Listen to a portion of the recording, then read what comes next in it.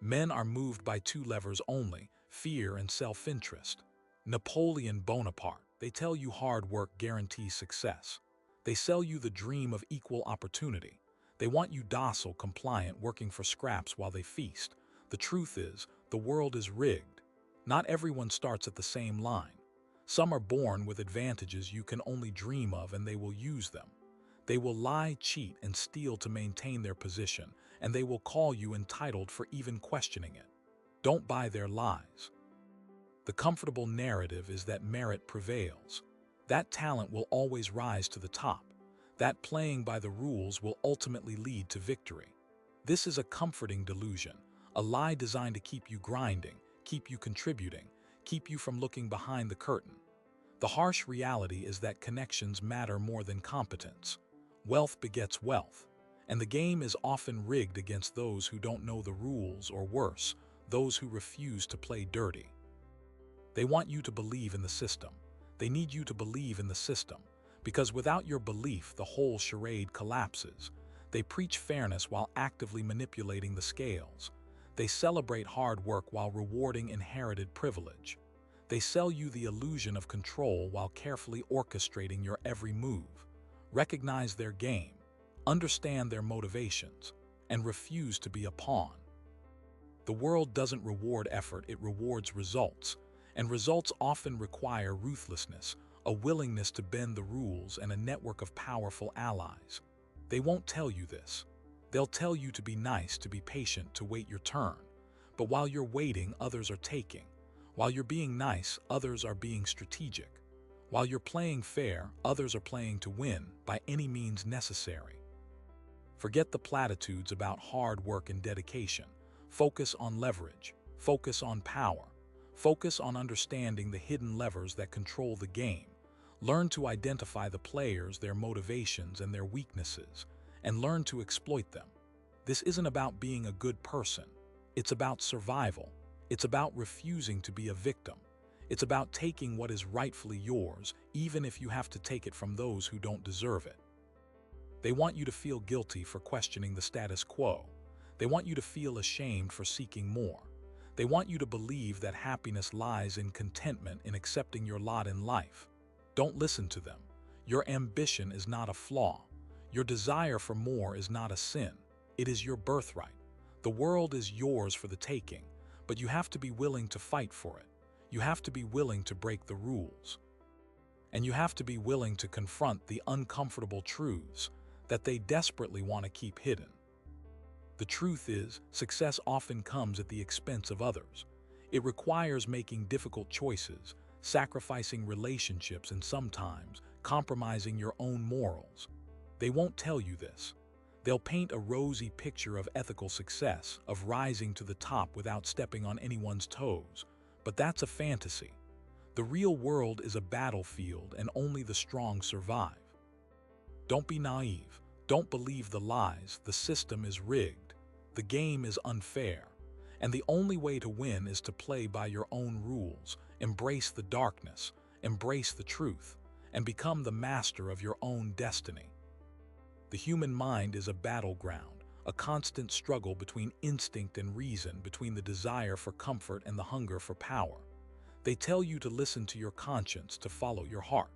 But your conscience is a social construct, a set of rules designed to keep you in line. And your heart is a fickle organ, easily swayed by emotion and sentiment. If you want to understand the game, you have to bypass both.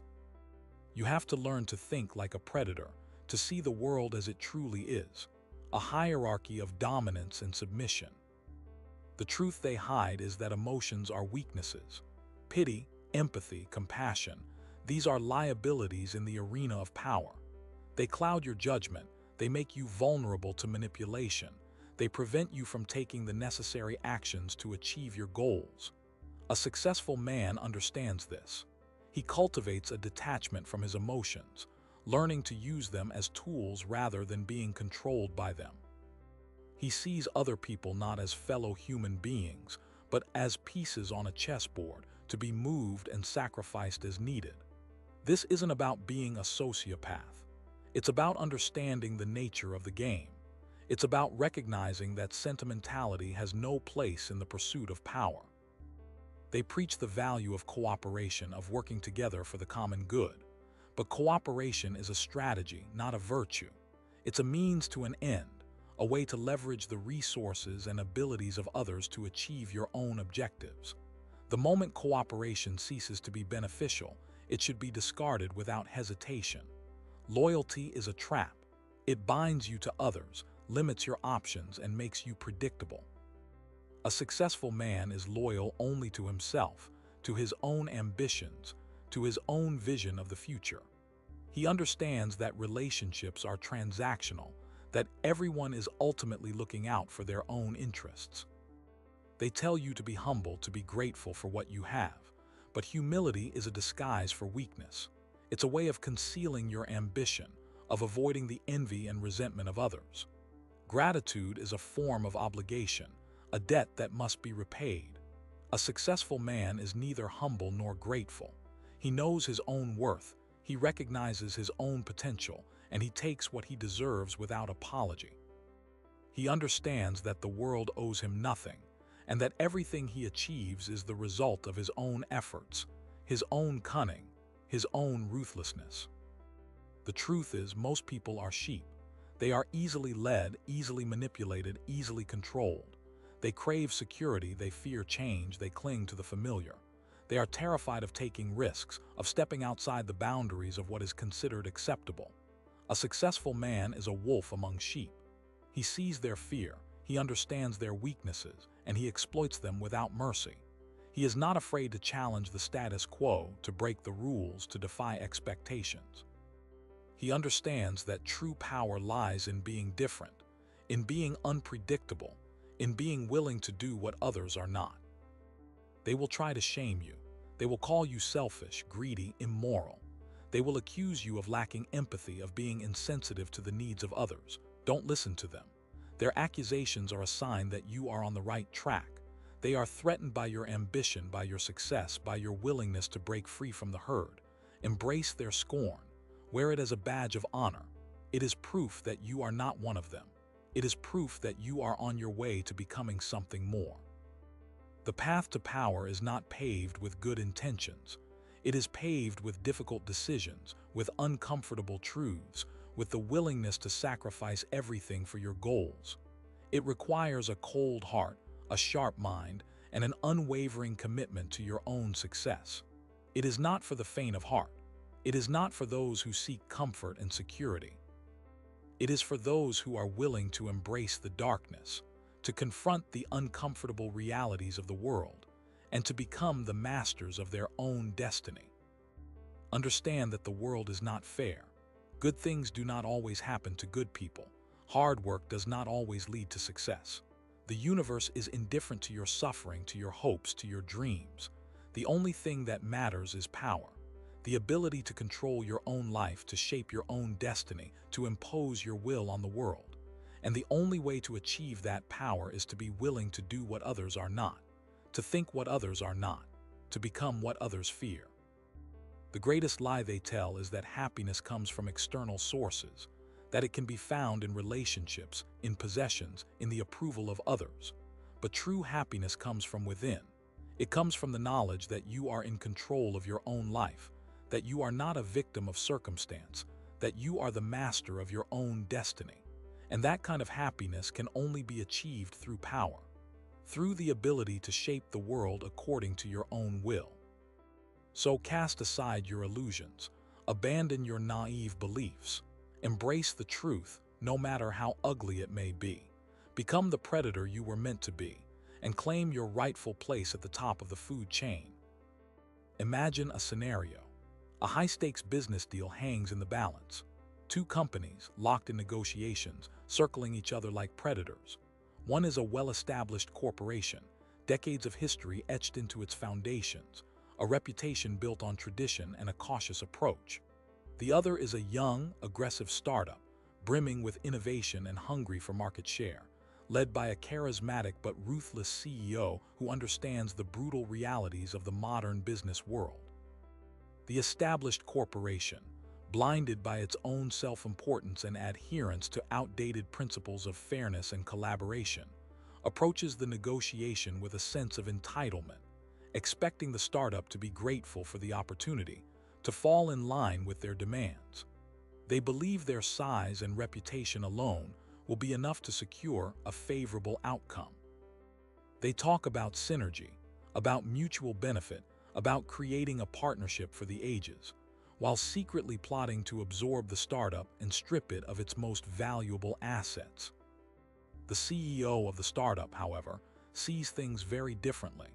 He recognizes the corporation's vulnerabilities, its bureaucratic inefficiencies, its fear of change. He understands that beneath the veneer of respectability lies a deep-seated desperation to maintain its market position in the face of disruptive innovation. He knows that the corporation needs the startup far more than the startup needs the corporation. He doesn't care about fairness. He doesn't care about building a lasting partnership. He cares about winning, about achieving his own ambitious goals, about building his own empire. He approaches the negotiation with a cold, calculating detachment, willing to exploit every weakness, to leverage every advantage, to push every boundary. He uses charm and flattery to lull the corporation's executives into a false sense of security, while simultaneously gathering intelligence, uncovering their hidden agendas, and preparing his own strategic maneuvers. He leaks carefully curated information to the press, creating public pressure on the corporation to make concessions. He threatens to walk away from the deal entirely, knowing that the corporation cannot afford to lose the opportunity to acquire his company's technology. He uses the corporation's own internal politics against them, playing different factions against each other, creating divisions and undermining their negotiating position. Throughout the entire process, he remains calm, composed, and utterly ruthless. He understands that in the world of high-stakes business, sentimentality is a weakness, that empathy is a liability. He treats the negotiation as a war, and he is determined to win, no matter the cost. The corporation, caught off guard by the startup CEO's aggressive tactics, begins to crumble. Their carefully crafted strategies unravel. Their executives become increasingly frustrated and demoralized, their initial confidence replaced by a growing sense of panic. They make concessions they never intended to make, agreeing to terms that are far more favorable to the startup. They try to salvage the situation by appealing to the CEO's sense of fairness, by reminding him of the potential benefits of a long-term partnership, but their pleas fall on deaf ears. The CEO is not interested in fairness. He is not interested in partnership. He is interested in power. He is interested in victory. In the end, the startup emerges from the negotiation with a deal that far exceeds their wildest expectations. They have not only secured a valuable partnership with a major corporation, but they have also positioned themselves for even greater success in the future.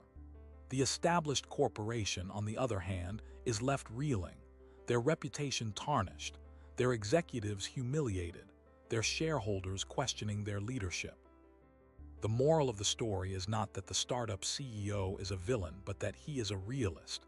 He understands the true nature of the game. He knows that the world is not fair, that power is the only thing that matters, and that the only way to succeed is to be willing to do what others are not. He is not afraid to be ruthless. He is not afraid to be unpopular. He is not afraid to break the rules, because he knows that the rules are made by those who have the power to enforce them. And he is determined to become one of those people. This isn't about morality. It's about understanding the landscape of power, about recognizing the wolves from the sheep, and about choosing which you will be. The world rewards those who act, not those who hesitate. And it certainly doesn't reward those who cling to outdated notions of fairness in a system that inherently lacks it. This is the scenario. This is the reality they can't handle. The trap is believing the world operates on a level playing field, that merit alone guarantees success, that hard work always pays off. It's a comforting lie, one that allows the weak to justify their failures and avoid taking responsibility for their own lives. They tell themselves they weren't lucky, or that the system is rigged against them, or that they simply didn't have the right connections. They are masters of self-deception, constructing elaborate narratives to shield themselves from the harsh truth. They lacked the will, the strategy, the ruthlessness to win. They were outmaneuvered, outworked, and ultimately outsmarted. The world doesn't owe you anything. It doesn't care about your feelings, your dreams, or your aspirations. It operates according to its own set of rules, and those rules are often brutal and unforgiving. To succeed, you must understand these rules, master them, and use them to your advantage. This requires a level of self-awareness and honesty that most people simply don't possess.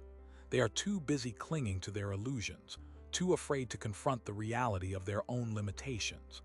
They are like sheep wandering through a forest of wolves, convinced that if they are just nice enough, the wolves will leave them alone. This naivete is their downfall.